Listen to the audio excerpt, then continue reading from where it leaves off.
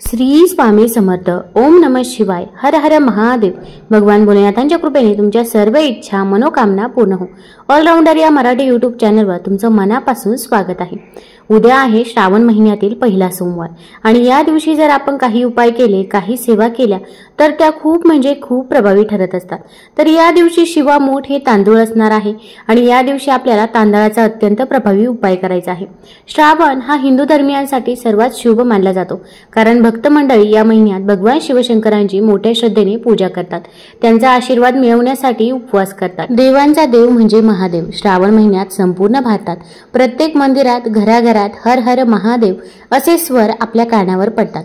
श्रावणातल्या प्रत्येक सोमवारी सर्व महादेव मंदिरात महादेवांचे पूजन एका विशिष्ट पद्धतीने केले जाते. याचे कारण म्हणजे श्रावण महिन्यात शिव आणि पार्वती यांच्या पूजनाचे महत्त्व हिंदू धर्मग्रंथांमध्ये खूप अधिक प्रमाणात वर्णन केले गेले आहे. श्रावण महिन्यातील महादेवाच्या पूजेला खूप फलदायी मानले गेले आहे. आता या श्रावण सोमवारी जर आपल्याला उपवास करणे शक्य असेल तर आवर्जून तुम्ही उपवास करावा. पण उपवास जर करणे शक्य नसेल तर आपण या श्रावण सोमवारी फक्त मनापासून पूजा सेवा केली तरी पण भगवान भोलेनाथ हे प्रसन्न होतील व आपल्या आयुष्यातील दुःख, दारिद्र्य, गरिबी ही दूर होण्यास मदत होईल. भरपूर वेळा आपल्या आयुष्यामध्ये अनेक अडचणी, अडथळे, संकटे असतात आणि ते काही संपायचे नाव घेत नाही.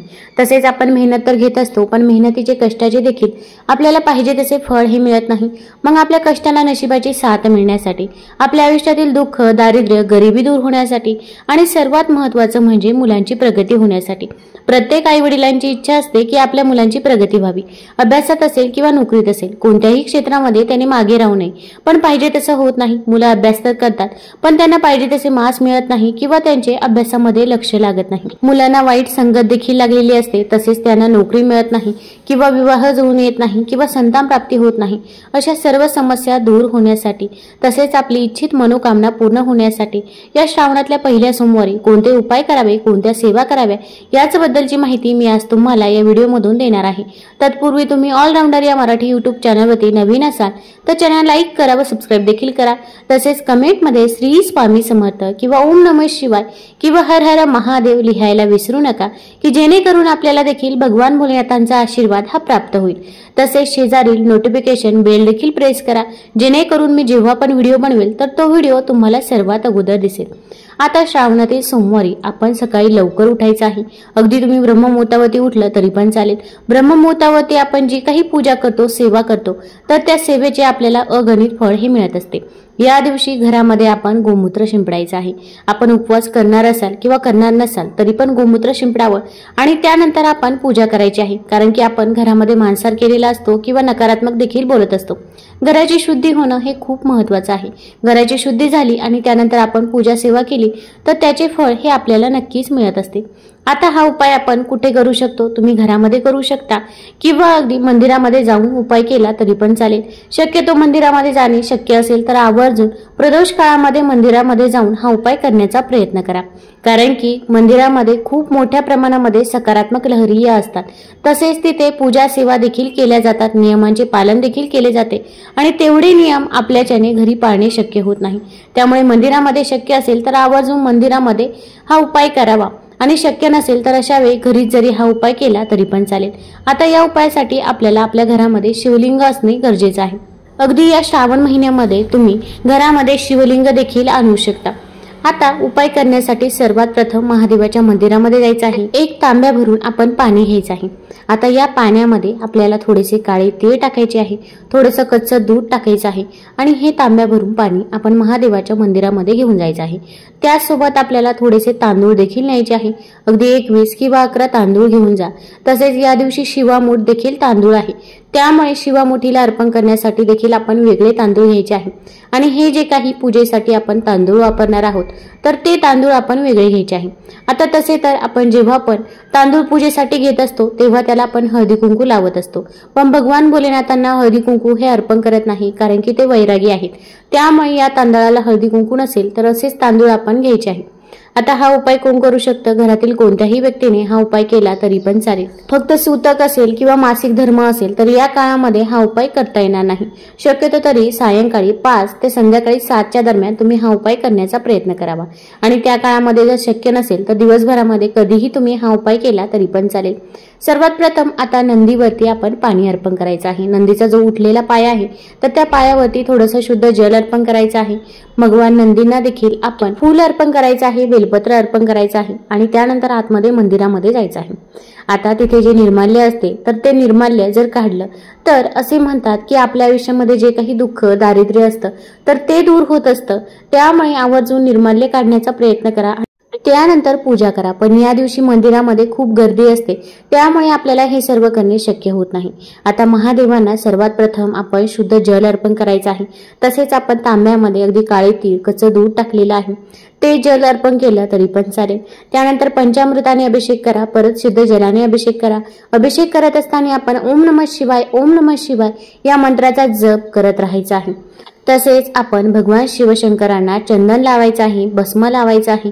तसेच त्यांना साज शृंगार हा खूप प्रिय आहे त्यामुळे सफेद रंगाची फुले आपण त्यांना आवर्जून अर्पण करायची आहे. फक्त केतकीचं फूल हे भगवान भोलेनाथांना अर्पण करू नये.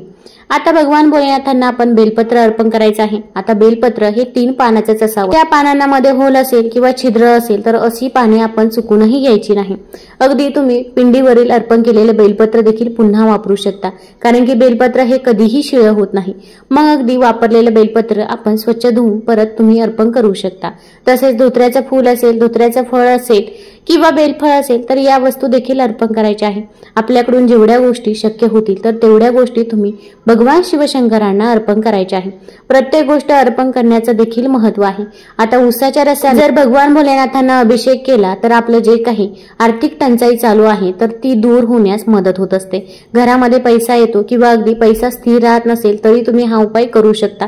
यामुळे आपल्याला मार्ग मिळत जातो आणि आपल्या घरामध्ये पैसा येत जातो.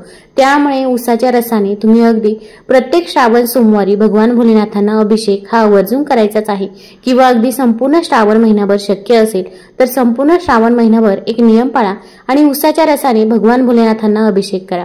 बघा तुमची जी काही आर्थिक टंचाई चालू आहे तर ती नक्कीच दूर होण्यास मदत होईल व आपल्या घरामध्ये पैसा येण्यास सुरुवात होईल. तसेच शिवलिंगावरती अगदी आपण गंगाजलाने अभिषेक केला तर आपल्याला मोक्ष प्राप्ती होते असे देखील म्हणतात. तसेच अगदी तुम्ही कच्च्या दुधाने अभिषेक करू शकता. इतरही काही वस्तू आहेत तर त्यांनी देखील तुम्ही अभिषेक करू शकता. जसे की मध असेल, तूप असेल त्याने देखील भगवान भोलेनाथांना अभिषेक हा केला जातो. आता या सर्व वस्तू अर्पण करून झाल्यानंतर आपल्याला हा उपाय करायचा आहे. सर्वात प्रथम आपण शिवामूठ अर्पण करून घ्यायची आहे. अखंड तांदूळ आपण हातामध्ये घ्यायचे आहे आणि आपण ही शिवामूठ भगवान भोलेनाथांना अर्पण करायची आहे. आता शिवामूठ अर्पण करताना आपण म्हणायचं आहे, शिवा शिवा महादेवा, माझी शिवामूठ ईश्वरा देवा, मनातल्या इच्छा पूर्ण कर रे देवा, असे आपण म्हणायचं आहे. त्यानंतर आपली इच्छा मनोकामना आपण तिथे बोलायची आहे. त्यानंतर आता आपल्याला तांदळाचा उपाय करायचा आहे. आपण 11 किंवा 21 तांदूळ हातामध्ये घ्यायचे आहे, उजव्या हातामध्ये घ्यायचे आहे आणि आपल्याला कमलात्मक मंत्र म्हणायचा आहे. आता बऱ्याच जणांचा कमलात्मक मंत्र हा पाठ देखील असेल तर आपण 16 वेळा कमलात्मक मंत्र म्हणायचा आहे. स्क्रीनवरती तुम्हाला मंत्र दिसत असेल, ओम श्रीम रीम श्रीम कमले कमलालये प्रसिद्ध प्रसिद्ध श्रीम रीम श्रीम ओम महालक्ष्मी नमः. मी परत एकदा मंत्र सांगते, ओम श्रीम रीम श्रीम कमले कमलालये प्रसिद्ध प्रसिद्ध श्रीम रीम श्रीम ओम महालक्ष्मी नमः. हा कमलात्मक मंत्र म्हणून झाल्यानंतर आपण आपली जी काही इच्छा आहे, मनोकामना आहे तर ती भगवान भोलेनाथांना सांगायची आहे.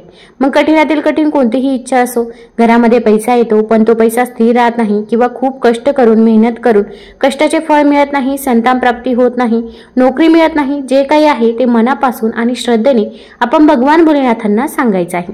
आता कमलात्मक मंत्र तुम्हाला म्हणणे शक्य होत नसेल तर अशा वेळेस मोबाईलवरती लावून द्या, श्रवण केला तरी पण चालेल. पण आपण या दिवशी कमलात्मक मंत्र हा आवर्जून म्हणायचा आहे.